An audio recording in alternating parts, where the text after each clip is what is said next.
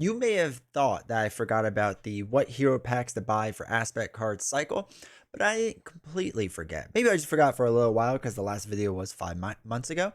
But I figured we might as well pick up the video series. We're now with cycle 6, which is the X-Men cycle, Mutant Genesis cycle. So in case you don't know, or in case you're newer to the channel, because it has been 5 months, basically we're going to go through each of the hero packs and talk about the aspect cards that come in those hero packs and what I think about them.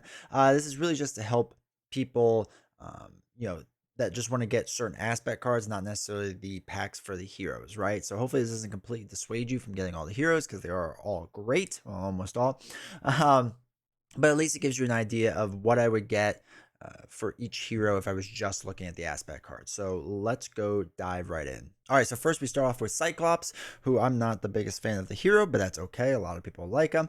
Skipping over his cards, we have some allies, which are really great. So first one is the Beast ally, Genius X-Men 4223 stat line. After Beast enters play, search your deck and discard pile for a resource card and add it to your hand. Recently on stream, we did a Beast of Burden deck that used Ironheart, where Ironheart could fetch her resource card that gave her more progress counters and all that fun stuff. I still like Beast. I like him a lot. I don't play. I haven't played a ton of Leadership X-Men in general. There's nothing that recently has been too exciting with the leadership aspect that's made me kind of want to dive back into it. So I haven't really done a ton with them, so that's not completely fair to a lot of the leadership cards. But Beast is fine. I think he's one of the better heroes from Cyclops's, or not heroes, allies from Cyclops's deck. So he's interesting enough. I think he's fine. Not a bad card.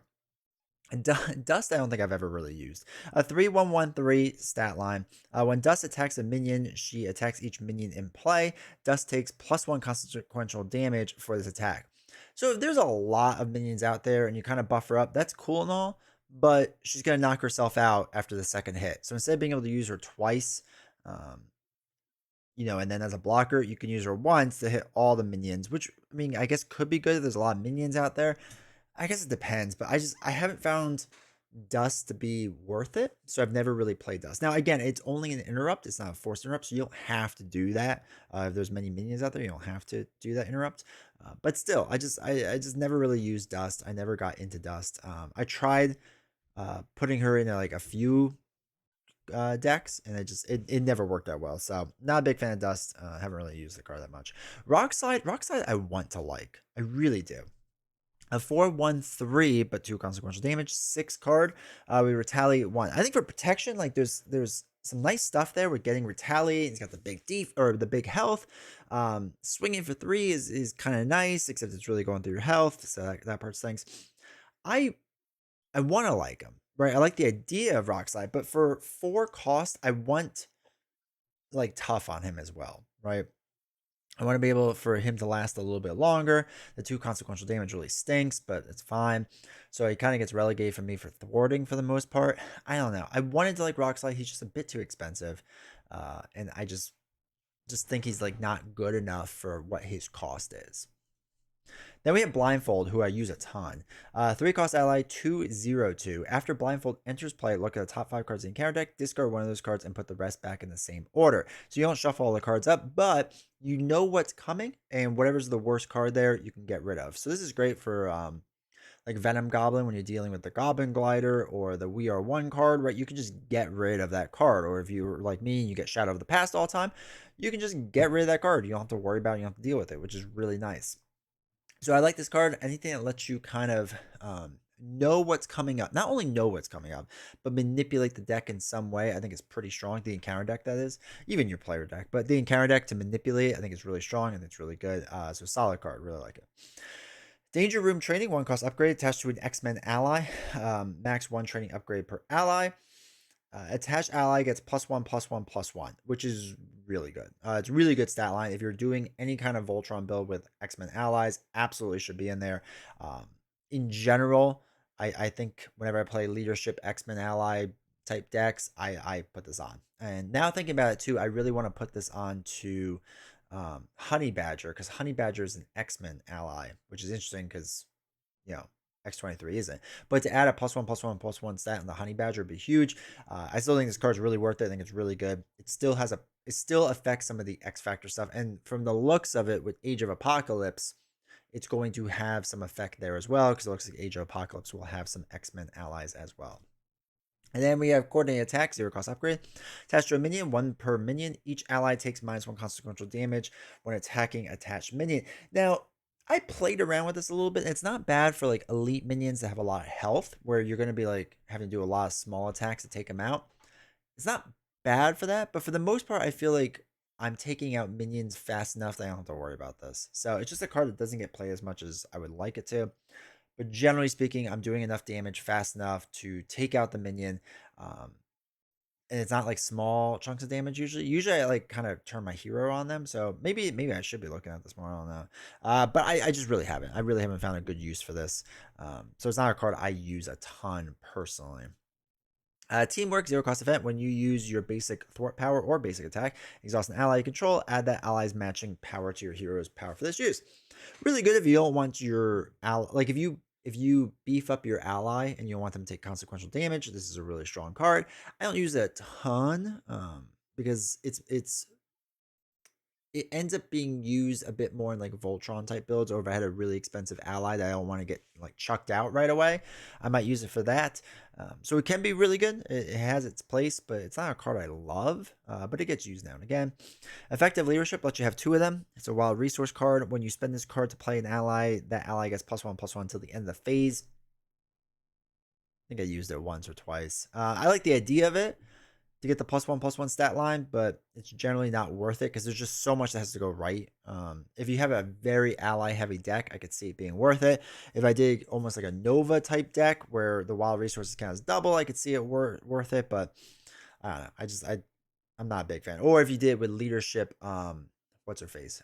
Domino might be worth it too, but I don't know. I really haven't used the card. Angel, I like a lot. 3/1/2/3 stat line.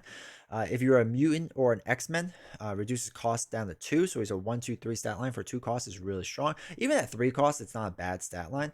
So he's a card I add in a fair amount. I really like him as an ally. I think he's good. Utopia is a 2-cost support. If each of your allies has the X-Men trait, increase your ally limit by 1. Okay. And then after an X-Men ally enters play, exhaust Utopia, ready an X-Men character. Not bad. Right, it's not bad. The ready up can be strong. This works really well, in my opinion, of either allies that you're getting in constantly, or you need to ready up like your hero. So if your hero is an X-Men trait, and then your ally that you come put in is X-Men, right? So you use your hero, ally comes in, then you can ready up your hero. Like that's nice. But I don't really build around it. It's not a bad card by any means. I just don't build around it as much as I probably should, because readying up can be good. It can be strong, but it's something, unless you're focusing on a X-Men ally heavy deck, not much use for that card. But it's a fine card. 2-cost support, Danger Room. After an X-Men ally enters play, exhaust Danger Room. Search your deck and discard pile for a training upgrade and attach it to your ally. Any player whose alter ego has the mutant ability may trigger this ability. For solo, for multiplayer, there's a lot of use there. For solo,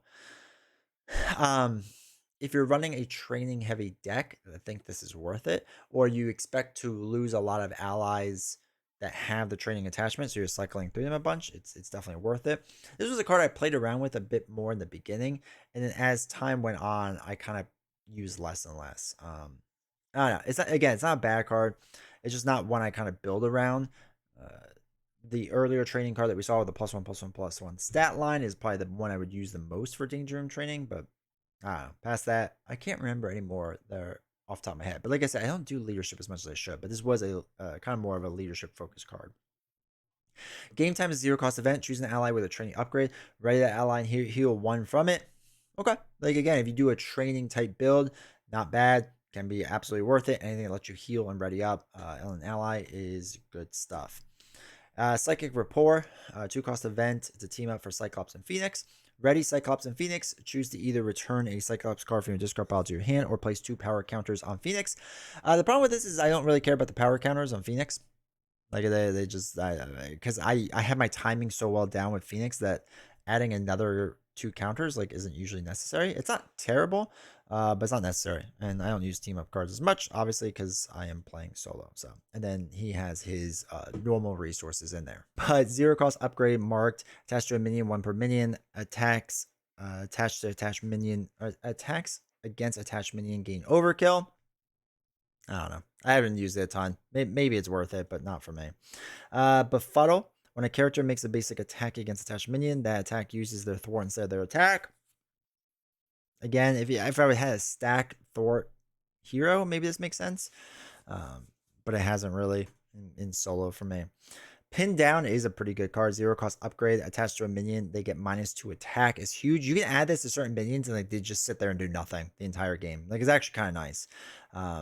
Especially if you're going to recycle the cards back in because their counter deck is getting low and it's going to shuffle in. It's really nice to put out there. So that is actually a pretty useful card, especially for a 0 cost. An honorary X-Men, play only if you have the X-Men trait attached to a friendly character, max 1 per character. They get 1 extra hit point, which is good. Definitely a good card to have there if you're building out and you want them to also be X-Men. All right, next up we have Phoenix. And these are all Phoenix's cards. Phoenix, who I still love. I still love her as a hero. I think she's so great. All right, so Banshee is a 4/2/2/3 stat line. After Banshee thwarts, confuse a minion.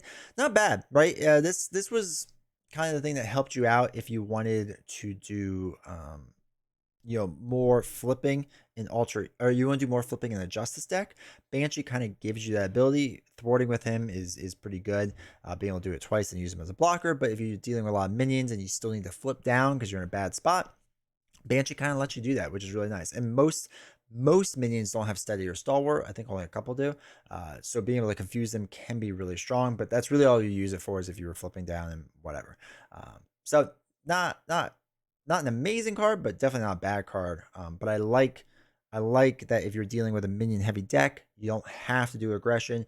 You can do justice, and that can kind of help you out. And it helps balance the game out a little bit that you're not like pigeonholed into one aspect because of how the minion plays.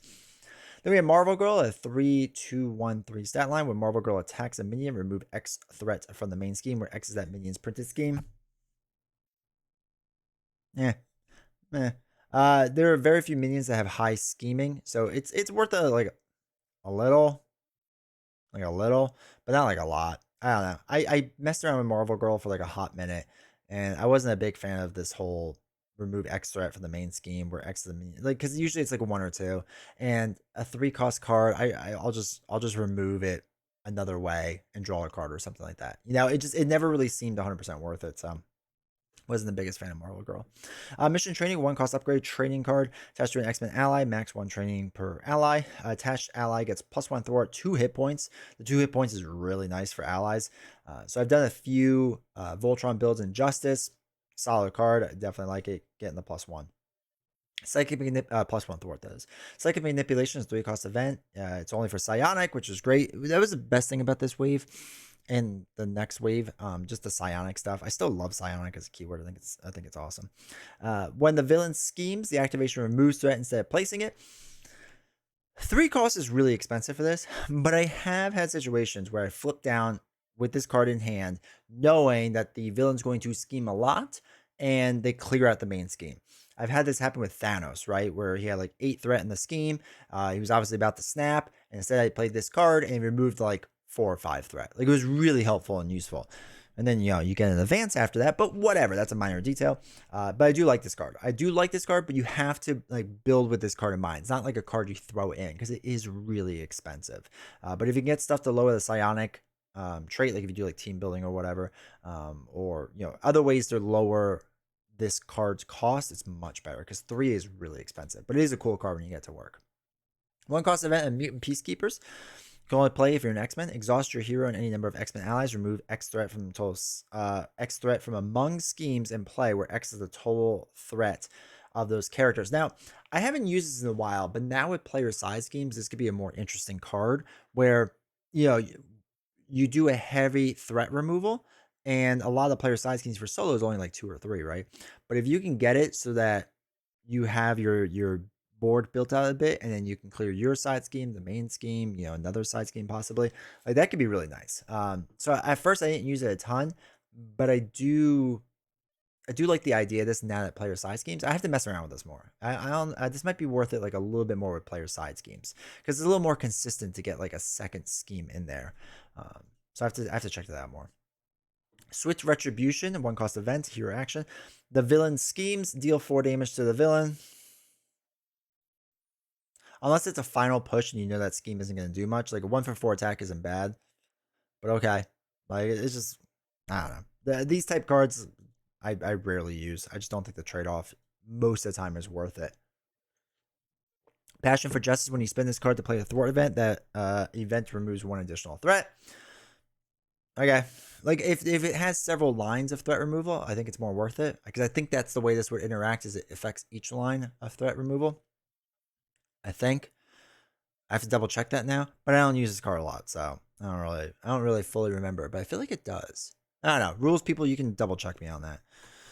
All right, Storm is a 5/2/2/3, a 5 stat line. Reduce the cost to play Storm by 1 if your identity has the mutant or xmen trait, which is better. So get her down to 4/2/2/3. When Storm thwarts a scheme, move 2 threat from that scheme to another scheme. I remember when this card first came out, everyone hyped it up. They're like, "Oh, this is such a great card." Does anyone still use this card? Like, honest question. I don't want to just move threat around. Like, I get that it helps for clearing out like side schemes or whatever, but it's got to go somewhere. And if it's going on the main scheme, that's not great, right? So unless I'm stacking a personal side scheme, I don't know. Moving threat around just doesn't seem always worth it to me. So I don't know. I haven't really used this card, but I just remember this was hailed as like, this is such a great, amazing card. And I don't see it. I didn't see it then, and I really don't see it now. So let me know if you're using this card a bunch, because I'm kind of interested in that. Cerebro is a 1-cost support. Can only play if you're mutant. Search Cerebro. I'm sorry, exhaust Cerebro and Alter Ego. Search the top 5 cards of your deck for an xmen ally. Search the whole deck if you control a psionic, and add that ally to your hand. For Phoenix, this is phenomenal. Cable, this can be good if you're running an xmen ally deck. But for Phoenix, this is like a must-have card. It's so good. It's so strong. Again, being able to get any ally that you want is really, really nice. You still got to pay for the ally, sure, but being able to search for that deck if you're building around them is really good. It's good. I like. It ends up in most of my. It ends up in most of my. Like X gonna give it to you type decks, right? Because actually, wait, is he psionic? I can't remember if he's psionic or not, and I'm thinking of something else. But whatever, it doesn't matter. Anyway, as long as you control a psionic character, so it doesn't have to just be your hero, is what I'm trying to get at. As long as it's a character you control, you're good to go with psionic. But it has to be X-Men allies, and a lot of the new stuff hasn't been X-Men allies, so I haven't really messed around with this card recently. But anyway, long story short, if you control something with psionic, or there's a good chance that you're going to, and you're playing X-Men heavy deck, it's a good card. Still like it. Still good. Psychic Rapport we already went over. Downtime, we've had this before. It's fine. 2 extra recovery is good. Can definitely be good. And then you got your doubles. Her 2-cost Psychic Assault card. Aggression. Play only if you have Psionic trait. Deal 3 damage to your enemy. Confuse the enemy. I use this card all the time for Psionic. I love this card in Aggression because it's confusing any enemy. Confusing any enemy that you attack. It doesn't have to be minion or villain relegated, as long as they don't have steady or stalwart. So it's a card I use a lot. Really like it. Psychic Misdirection is a 2-cost event. Again, the last card and this card you can only play if you have the psionic trait. When enemy attacks you, choose a different enemy. Damage from that attack is dealt to a chosen enemy instead. Use it sometimes. It's really nice. Protection doesn't really deal well with minions, and this does help out a ton. So yeah, I do like that card. Again, I haven't played a ton of protection psionic, but I've used it a couple times. It's not bad. Psychic Kickers, 0-cost event. Again, psionic trait only. Ready an ally. That ally gets +2/+2 for the next basic thwart or attack this phase. Not bad. I wish it lasted for the entire phase, so like I could stack on people I want to ready up. That's the only thing that stinks, but still, 2 extra attack or 2 extra throw on an ally is really nice. They are taking more consequential damage. That's the only thing you gotta note. So that's like the hard part with it, but it has its place. It's useful. But yeah, it's not like it's strong. You just gotta time it well and balance it well, is all. And then Soul Sisters, the team up card with Phoenix and Storm. Ready Phoenix, Ready Storm, heal 2 damage from each of them. Sure. Yeah, that's fine. That's fine enough. And there it came with 2 of those cards. All right, now we get to everyone's favorite hero, and that is Wolverine, who's absolutely phenomenal. Comes out with really good cards. Like Wolverine's hero pack, even if you don't like Wolverine, are we just not going to show him today? Even if you don't like Wolverine, is still really good. So Psylocke. 4-2-1-3 stat line. She comes in with 2 psionic counters. When Psylocke attacks an enemy, remove 1 psionic counter from her. Confuse that enemy and deal 1 damage to it.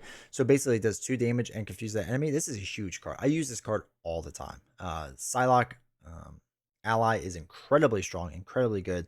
Highly recommend.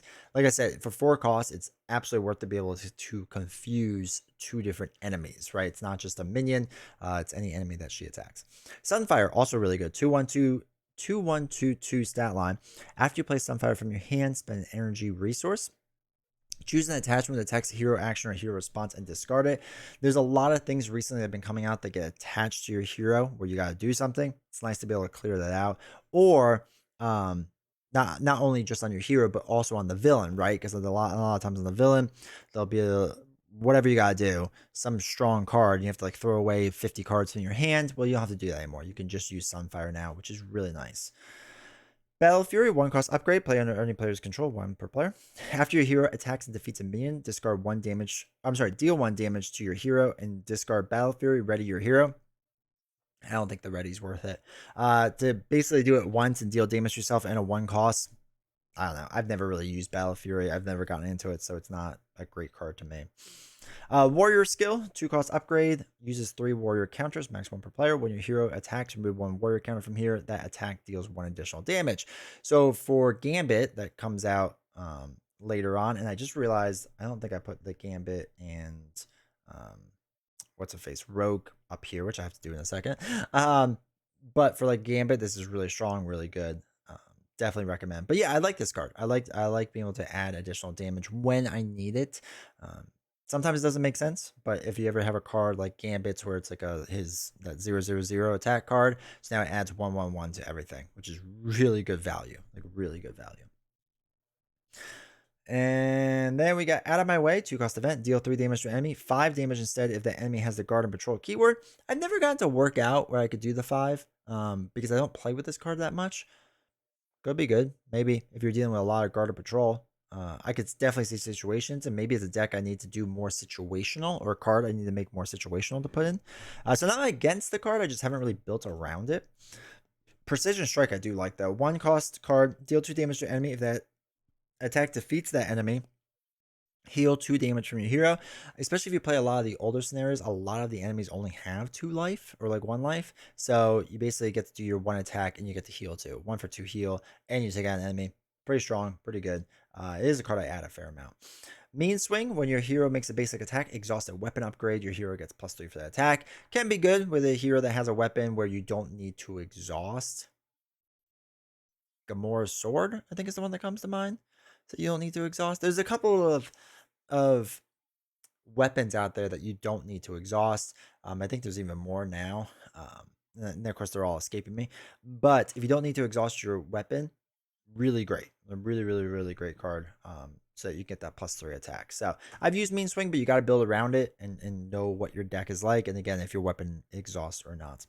When you spend this card to play for an attack event, the event deals 1 additional damage. Again, can be really good. Especially like Die Bomb, right? This is a really great card for Die Bomb. All right, Colossus, 4/1/3, but 2 consequential damage. 3 stat line, reduce the costs to play Colossus by 1 if your identity is a mutant or X-Men. It comes in with Tough. Tough is the nice part of this. Getting down to 3 costs is really good too. I don't use him a ton, but he definitely has ways that he helps improve the game state. So I don't mind Colossus, don't love him, but he's fine. Weapon X, play only if your identity has the mutant trait. Alter ego action, Weapon X, exhaust Weapon X, and take 1 damage. Discard cards from your deck until you discard an identity specific card, then add that card to your hand. I never really messed around with this card that much. I wasn't a huge fan of it. Again, if you need to get identity specific cards, it's fine. I don't know. I never really messed with this card, so I wasn't a big fan. Fastball Special, I want to like this card. 1 cost event. It's a team up card with Colossus and Wolverine. Deal X damage to an enemy where X is the total attack of Colossus Wolverine. It gains overkill and piercing. That's the nicest part of this card. I've never really used it. I don't use Colossus enough, to be honest. I could use it more with Wolverine if I put this Colossus in there, but I just haven't gotten to work. And then he's got, he's got his normal doubles. All right, then as far as Wolverine's extra cards, Command Center. 1 cost support, max 1 per player. After an ally thwarts and defeats a side scheme, exhaust command center, deal 2 damage to an enemy. If it wasn't ally locked like that, I would use this card more. I really haven't. I guess if I built around an ally, it wouldn't be terrible. The idea is not bad. I think I'm going to use this card more. I'm going to try using it. I like the idea of it. I've just never really messed around with it a ton. Long shot, 4/2/2/3 stat line. Play only if your identity has the X-Men trait. After long shot attacks a non-elite minion, discard the top card of the encounter deck. If that card has a star icon in the boost area, defeat the attacked minion. Pretty cool. But a lot of elite minions only have like 3 or 4 life. So like, yeah, like it helps a little bit. It's nice enough, but still 4 costs is really expensive for long shot. Fastball special we already saw, and then it just gets into his lead death strike stuff. Is there anything else there? Nah, it's just the content creator stuff. So I think that's it. I feel like there's missing cards here. But oh well. So I guess that's everything with him. Yeah, no, there's definitely missing cards. Oh well. If I'm missing them, I'm sorry. I'm just going based off of Hall of Heroes. All right, next up we have Storm. And Storm has her leadership with starting with Havoc, 4/1/2/3 stat line. When Havoc attacks, discard the top card in the encounter deck. For each boost icon, discard this way. Havoc gets +1 attack and takes +1 consequential damage. Yeah, it stinks. I'm sorry. Like, if you could do it where he just doesn't have to do it, if there's a regular interrupt, that's not bad. But like you do like if you're attacking a minion with only 3 life and you roll over a +3 boost, or you roll over a 3 boost icon, like you just spent 4 to overkill a minion where you can only have overkill, and you just knocked yourself out. Like, I don't know. Like, Havoc is a little too much of a wild card for me with that, especially at 4 costs. I mean, it could be great if you only have Havoc attacking the villain. But of course, you know, knowing me, the draws never work out the way I want. So it's just, I don't know. I'm not a big fan of Havoc. I can't justify the cost and how that works. Mirage, I do like. 3 costs, 2/1/2 stat line. After Mirage enters play, choose an enemy whose scheme is less than Mirage's thwart and stun that enemy. This was good for a lot of the older type, again, the older stuff where you're playing against like a weapons runner or wherever, where they only have 1 thwart. Because there's very few enemies that have scheme less than Mirage, except for like a bunch of the older stuff. You get to stun them. Basically, it's a free stun if they have less than the 2 thwart. Now, I think if there was a way to pre-boost her, like if you had a card out there that gave like all your allies +1 scheme or +1 thwart, which I don't think exists, or if you had a way to lower the scheme for an enemy, sure. But yeah, so I like the card. I like the way that it works. But it's not mainly, I think, for a lot of the newer stuff. It's a lot of the older stuff this works really well for, which is nice. So I'm thinking Claw mostly. It works a lot for Claw stuff. Gentle, 3/1/3/3. Gentle takes +1 consequential damage after he attacks the villain. No, just not for me. Because again, I'm taking 2 consequential damage instead of doing 2 attacks. I'm doing only 1 now, and then it becomes a blocker, and it's not worth it in my opinion. So I'm not a big fan of Gentle. 2 cost ally of Pixie, 1/2/2 stat line. After you play Pixie from your hand, add an X-Men ally from your discard pile to your hand. That can be nice if you're playing an X-Men ally heavy deck. I don't like that she knocks herself out on attacks unless you have the team training. Is it that gives everyone +1 health, which could make this more worth it. I wish it was only 1 consequential damage, but again, if you're running an X-Men ally heavy deck, can be worth it. Can absolutely worth it. Uncanny X-Men, 3 cost support. It's a team card. You only allow 1 per player. Each of your X-Men allies gets +1 hit point. If each of your characters has the X-Men trait, each of your X-Men allies cost 1 fewer to play. Cool, right? Lowering the cost is always really good, especially if you're doing X-Men ally heavy deck, getting more health out on them. Like more of a recursion thing. Not recursion, because you would be getting them in for free, but just like a nice build out ally swarm. That's what I'm thinking of. An ally swarm type deck. This could be nice for. I don't play it a ton, but it definitely has its use. Leadership skills, a 1-cost upgrade, comes with 3 leadership counters. When an ally makes a basic thwart or a basic attack, remove one of those counters, and they get +1/+1 for that attack. Sure, right? It's a nice little stat boost, nothing too crazy. Essentially, you can do it 3 times, so that can be nice. To meet my X-Men 1-cost event, you can only do if your identity has the X-Men trait. Search the top 5 cards of your deck for an X-Men ally and put it into play. If the ally is still in play at the end of the phase, add it to your hand. That's the nicest part, is that you're adding it to your hand. They're not getting discarded, because I think this is what the other card that came in the Guardian cycle that I don't remember, like, had you discard it at the end of the player phase. So it's nice that, again, this can be out there and then you add it to your hand. It's a nice way to get certain cards you're really looking for, and then you can play them the next round, which I really like. So yeah, like this card. I've used it a couple times. I can use it more though if I start doing more X-Men stuff. And effective leadership, I think we've already covered. Forge. So we have 2-cost ally, 1/1/2 stat line. After Forge enters play, search your deck and discard palette for an X-Men or X-Force support and add it to your hand, which can be really good. It's a pretty good card. I like Forge. Forge is pretty solid. X-Jet, 3 costs. Exhaust the X-Jet, generate a wild resource for a player whose identity has the X-Men trait, is really nice for whoever wants to use it. That's an X-Men. It can definitely be strong and good. Utopia, we already talked a bit about. X-Mansion, 2-cost support, exhaust X-Mansion, heal 1 damage from a mutant or X-Men character. Any player who has alter ego. I feel like we talked about this, but this is fine. This is a fine card. I don't really use it a ton, but it's fine.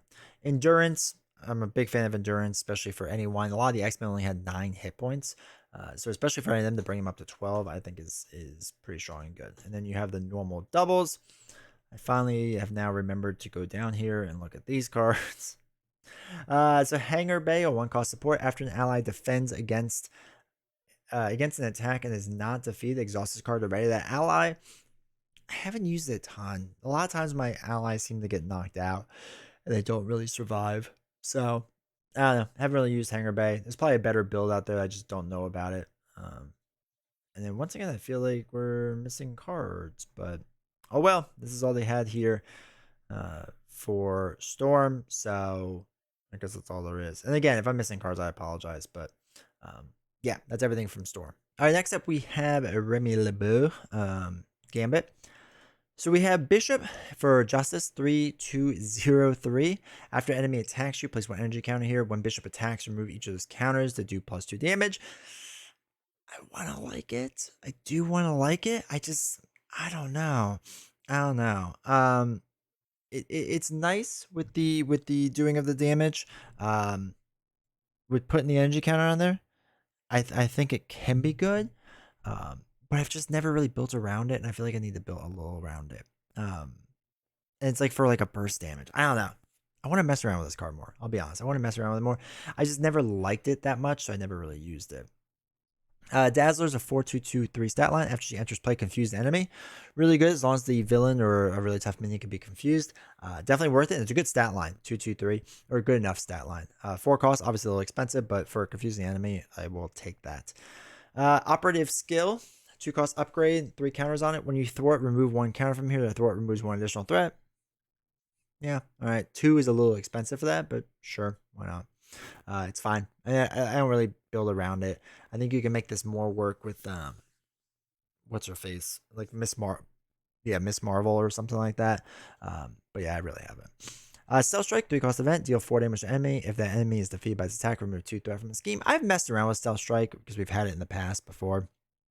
I don't mind it, especially for minions that are a bit weaker. It's an easy way to remove some threat as well, especially for solo. I think that's good. For multiplayer, this seems like it scales very poorly. Removing 2 threat isn't always worth it, but for solo, 2 threat's usually a lot. So I don't mind Stealth Strike, but it's not like an amazing card or anything. Breaking and Entering, 2 cost event. You can only use it with Spy or Thief. It's an action, remove 3 threat from a scheme, so it's 2 for 3 removal, but you can do it on alter ego side, which is the nicer thing. I don't love it, but it's fine, right? It's a fine card for what it is. It works pretty well. It works well enough for Gambit. Passion for Justice, we've talked about. X gonna give it to you. One of my favorite cards in the game.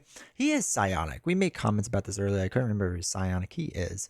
I should have trusted myself. A 3-3-0-3 or 3 cost 3-0-3 stat line. After X enters play, choose one, either confuse a villain, very strong, stun a minion, meh, or ready an X-Men character, which is really good. At the end of the round, discard X. The big thing is removing 3 threat off your normal stat line is monster. I mean, for solo play, that's like clearing out a side scheme or a personal side scheme most of the time. X is going to give it to you every single time. Phenomenal ally card. Absolutely amazing. Ends up in the vast majority of my X-Men or X-Force decks. Honestly, ends up in a lot of my decks in general because even though I'm not running X-Men, but he confuses the villain. Super strong, super worth it. So I definitely like X a lot. X-Mansion we talked about already. Beauty and the Thief is the Rogue Gambit team-up card. So you 2 costs, you deal 4 damage to your enemy, remove 4 threat from a scheme is pretty good. 2 for 4 threat removal is not bad, but to add 4 damage to that, pretty good. Hit and Run, I never really use. 3 cost event, deal 2 damage to enemy, remove 2 threat from a scheme. Like, especially comparing it to this, I know it's their team up card, but still, like, the difference in stats, like, it's nuts. So I don't really use Hit and Run. I've used it a bit with Gamora, which can almost make it worth it, but all right, Mutant Education, 0 cost event. It can only play if you're a mutant, alter ego. It's an alter ego action, sorry. Choose up to 2 identity-specific cards in your discard pile and shuffle them into your deck. If X-Mansion is in play, draw 1 card. The key thing is having X-Mansion in play. If you kind of do a deck with that and you're messing around with your identity-specific cards, it's absolutely worth it, but you are kind of building toward that. I actually don't mind this card because I've used it a few times. Where's X-Mansion? So X-Mansion, for those that don't remember, is exhaust X-Mansion and heal 1 damage from a mutant or X-Men character, any player who's mutant. So if I remember correctly, yeah, okay. So I just want to double check this just so you can all see it. So Nina or Domino is mutant. She uses a lot of gray basic cards. So X-Mansion makes a little bit of sense that if you play it, where is it? There it is. X-Mansion makes a bit of sense that if you exhaust X-Mansion, heal 1 damage from a mutant, and she is a mutant, so you can heal her, whatever, right? That's fine. But now you add in Mutant Education, where you can choose 2 identity-specific cards in your discard pile and shuffle them into your deck. So one of the things that's really nice with this is identity-specific card, Jackpot, right? So if you accidentally got rid of Jackpot, because it's not a identity-specific event or anything like that, it's just a card, and that's one of her cards, you can shuffle that back in. Or if you got one of the posse cards that you wanted to get back in, or whatever, Luck Be a Lady, right? Like, this actually combination does work well, and I've messed around with it a bit, so I actually really like it, but it's you're kind of building around it, right? So any mutant that has strong there's really strong basic kind of deck builds, which really is like Domino. All right, Domino doesn't really care what aspect she's in. She's really running her cards and the basic cards. So stuff like this really helps. Is what I'm trying to say. But I've done this build with Domino. I just wanted to double check that was mutant. That was what I was thinking of. But yeah, her being mutant really helps out there. And then you have your doubles. So do we have more down here? At least some more. All right, so we have War Room, which is a 1 cost support. After an ally attacks and defeats a minion, exhaust War Room, remove 1 threat from a scheme. Actually, is not terrible. I hate that it's on a minion.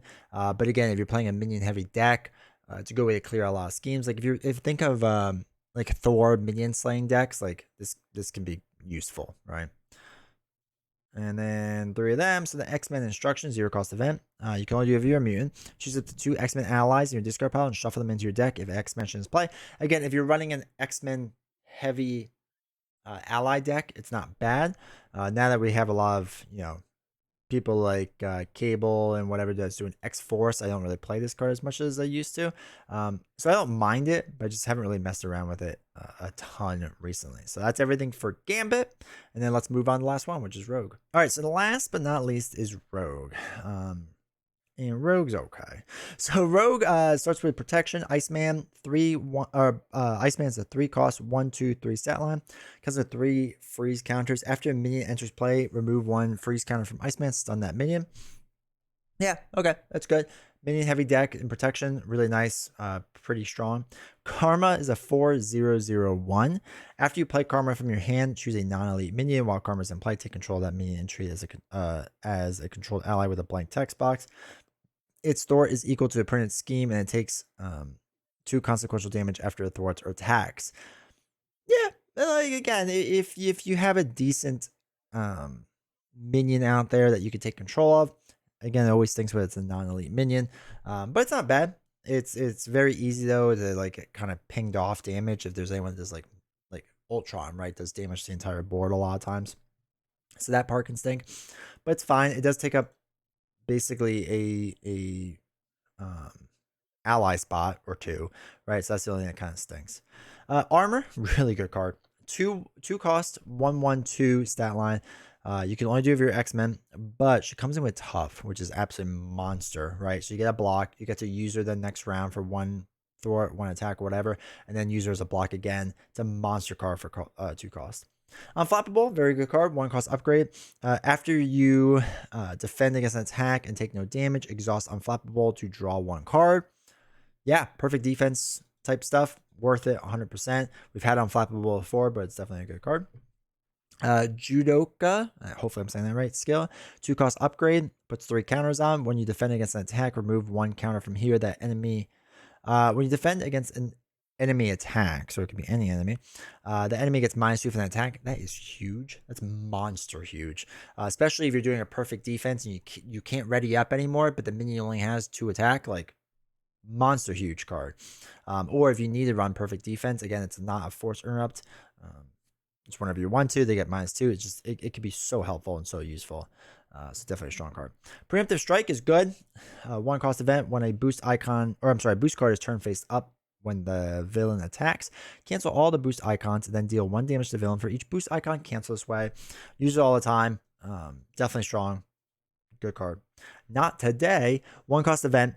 When your hero defends against an attack, it gets +2 for that defense. If you take no damage from the attack, remove 2 threat. Removing 2 threats really nice. Protections, though, the hardest part of protection is removing threat, and being able to do that not today, definitely strong. Perfect defense build. This works really well. So I like it for that build. I haven't used it for many other things. Defensive energy. When you spend this card to play a defensive event, draw 1 card, which is huge. Good card, right? This ends up in some decent protection decks as long as I'm running a lot of events, right? Because being able to basically use this to get another card back, huge. Absolutely monster card. Moira MacTaggart. 2 cost support. You can only play if you're mutant. After a mutant alter ego changes into a hero, again, which is still people like Nina and Domino, exhaust Moira, and this hero, that hero's controller draws 1 card. Really nice for card draw. I like Moira a lot. Still use her a ton. Xgene, monster card. 1 cost upgrade. Play only if you're a mutant again, so you gotta do it on the alter ego side, but you exhaust Xgene, generate a wild resource for an identity specific event. Yes, please. Huge card. Love it to this day. Beauty and the Thief, we already talked about, and then we get into the normal doubles. And then she has Medlab. So 1 cost support. After an ally is defeated by consequential damage, exhaust Medlab and place it here. Excuse me. Then alter ego, exhaust Medlab, play an ally here as if it were in your hand. It enters play exhausted. Not bad. I've heard people that like this card. I haven't used it a ton, so I haven't really found ways to make it worth it to me. But I like the idea of it, right? I definitely think it can work. I don't think I just dive into leadership that much anymore. There's not been a ton of things that really spruced up leadership for me, so I haven't really messed around with it. But yeah, it's fine if you're trying to build out that way, but like I'd rather do it like a recursion build. Really, like it makes more sense to me than using Medlab. All right, I know it's been a while since we've done this series, so sorry about that. Sorry it's taken so long. There's some other series like the how to play series I still need to get back into and record, so hopefully I can do that soon. So I apologize for that as well, but hopefully you like this. Hopefully you like the series and you like all the stuff that we're doing here.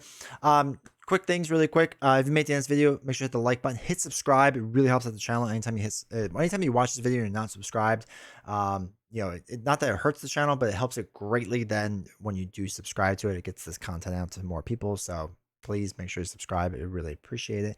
And then also, for those that don't know, I stream over on Twitch, on twitch.tv/D20 Woodworking. It's a great live stream community. I do it here on YouTube too, but it's a better experience over on the Twitch side, so you should probably go there.